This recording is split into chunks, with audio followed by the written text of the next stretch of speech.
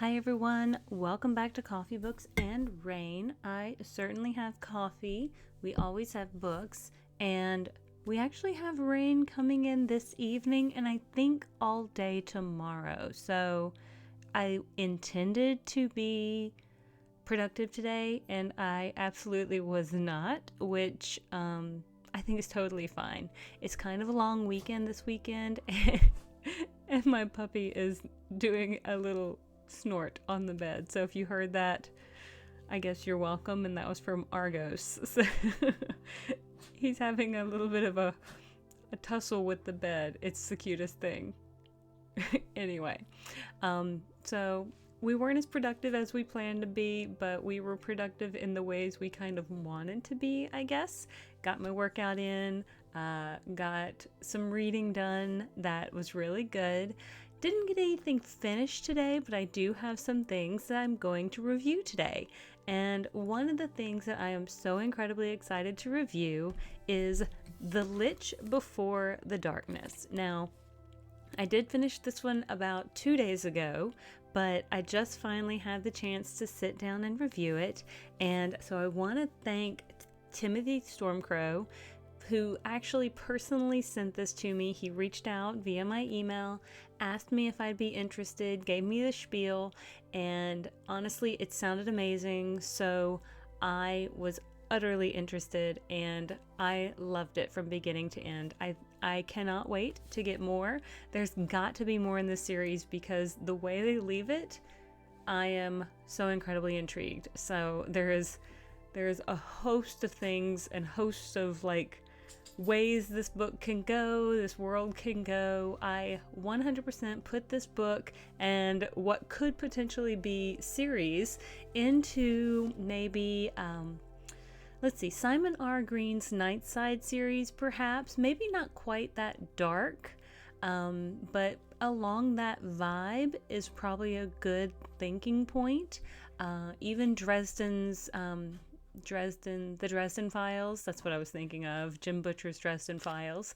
That's probably a good one to think about. Even Kevin Hearn's Iron Druid series might be a good one to think about as well. Those vibes are kind of what I feel when I read this book. So if you like those sort of series and the humor that's also interlaced with the supernatural paranormal, then I think you would also enjoy this one as well. So I hope you will go out and give this one a chance. I am going to go and get, actually, you know what, I was gonna pull it up on Goodreads because you can find the summary on Goodreads, and I hope you will go out there and find it so you can look at it. And if you do read it, I do know it is available for print on demand publication or print on demand purchase on Amazon, so please come out and do that.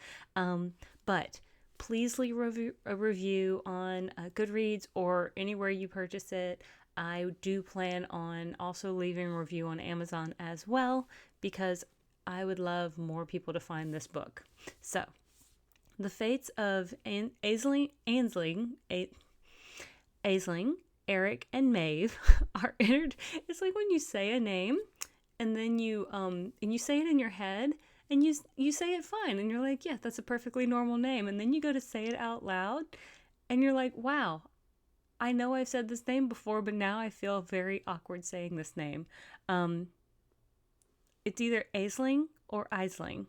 So I apologize if I'm not saying it in the way he intends it. So Eric and Maeve are intertwined in a world where the extraordinary is already commonplace.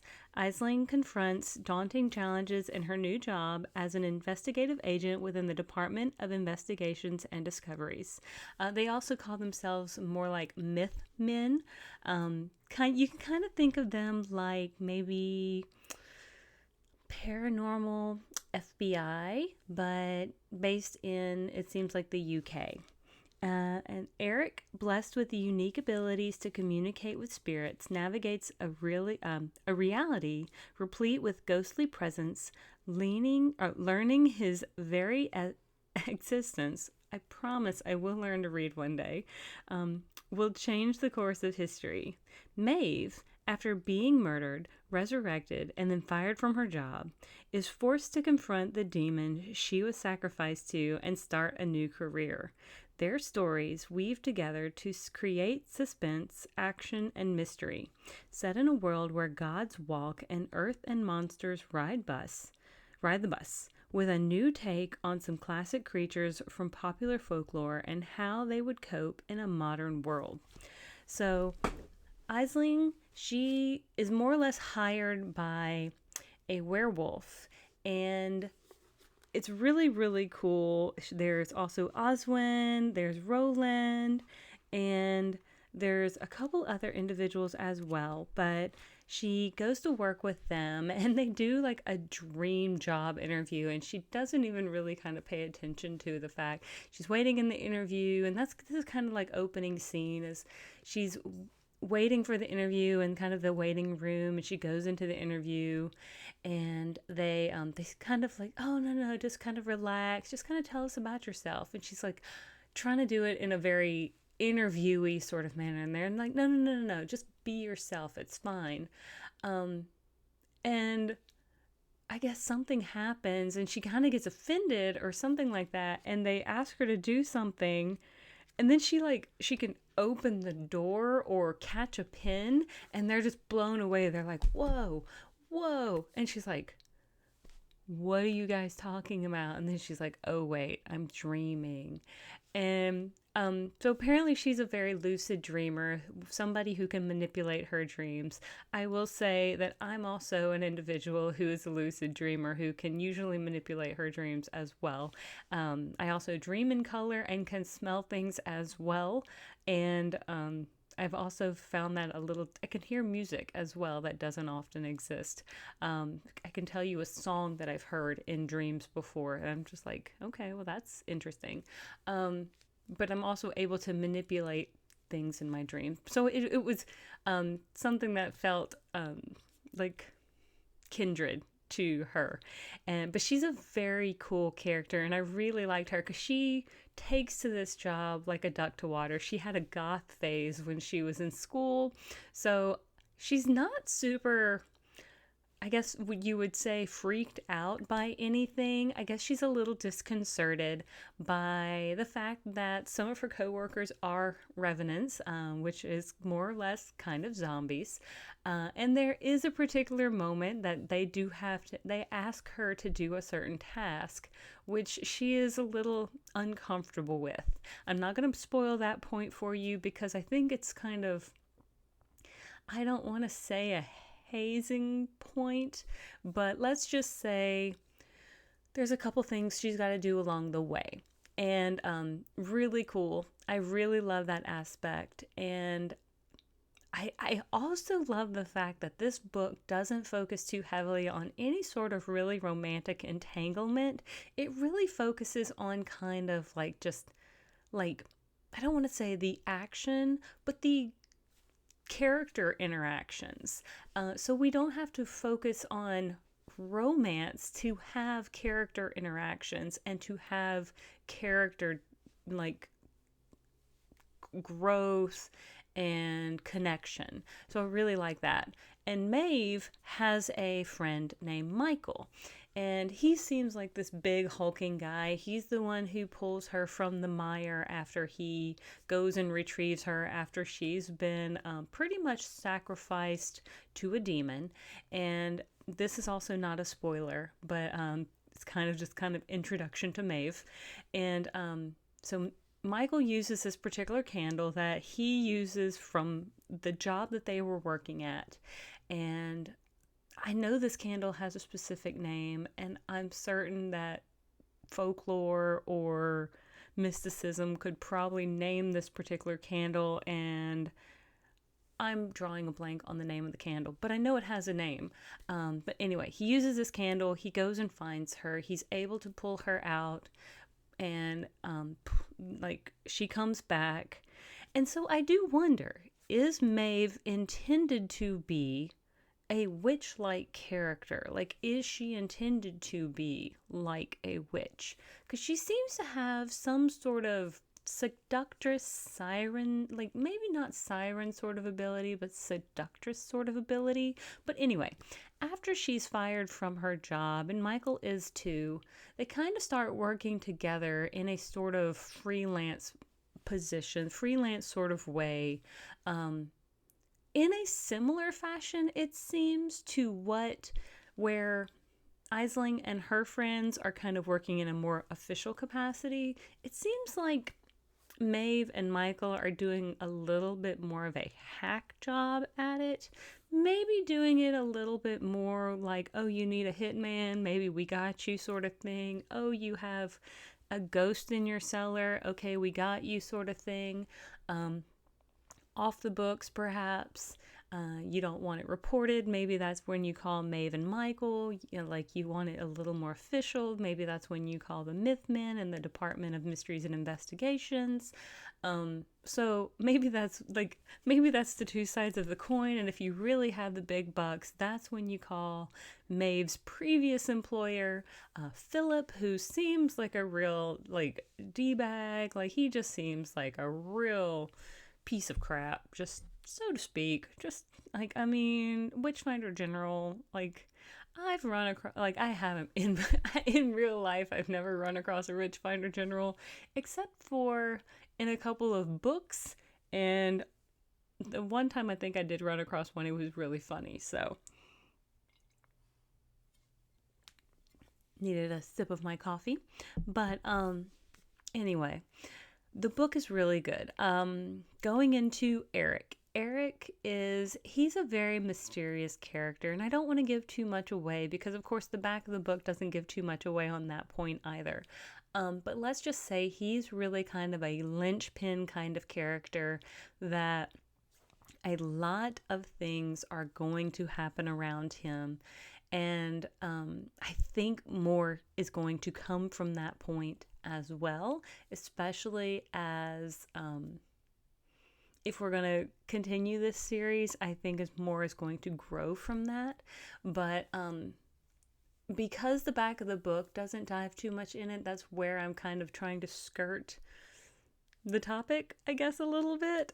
But let's just say, even if you have powers, you don't always have to be even if you're considered maybe a bad guy by nature, maybe you don't always have to be a bad guy. And so that's kind of where he is in his life. He was raised pretty decently. He does not have a bad heart, and he is not a bad guy. He does try to do as good as possible. However, sometimes things don't always go in a great direction for Eric or around Eric. And sometimes it's not his fault, really. Sometimes, let's just say, people deserve the things that are coming to them. And I hate to say that, but if you read it, I know you will understand. And you'll be like, oh yeah, I see what you mean. Yeah, you're right. They did deserve that. And see, so we'll be on the same page. I promise. I like the tie-in of kind of what this book cover is referring to. That was really cool. I did not actually know what Long Meg was, and I didn't really know, I guess because I am American, I didn't really know kind of, I've only read books regarding stone circles and kind of some of the magical lore behind them. So this book in particular kind of refers to them as possibly witches that have been turned to stone, which is kind of cool. I like this theory. I think it's really an interesting and kind of clever theory. I again, would love to see where this is going to go. We also have vampires present in this book, I do believe. Like I said, we do have werewolves, and Aisling's main boss is a werewolf as well.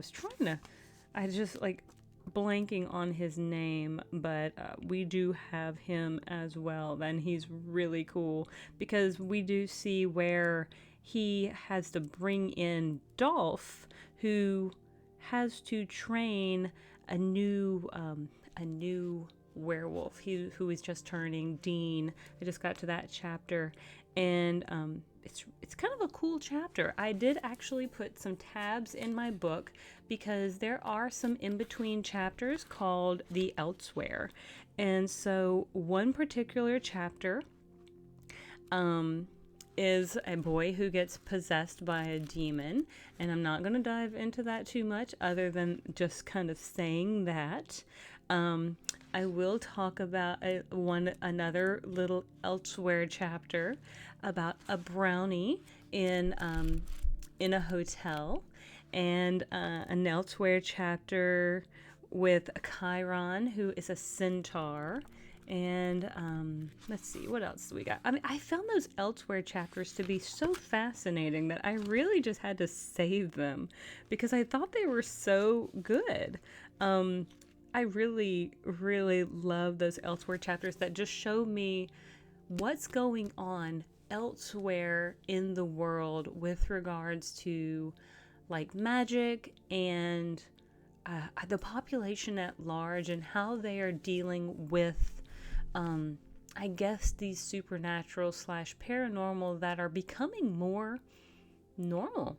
But with all of that being said, I really hope you'll go out and give this book a chance. I know it's going to be print on demand, so I hope you'll give it a little bit of time to get it to you, but it is well worth the read and well worth the wait. I had so much fun with it, and you know what? I may try to link it down below in my description box, just so you guys have the opportunity if you are interested. So I do want to thank you guys so much. I want to thank Timothy Stormcrow for reaching out and for giving me the opportunity to talk about this book. I gave it 5 stars. I really did. This is so right up my alley. I am absolutely looking forward to more in this series, and I can't wait to see what happens with these characters. But until next time, thank you so much for tuning in. Thank you for liking and subscribing. And if you haven't, I hope you will. I hope you have a great day.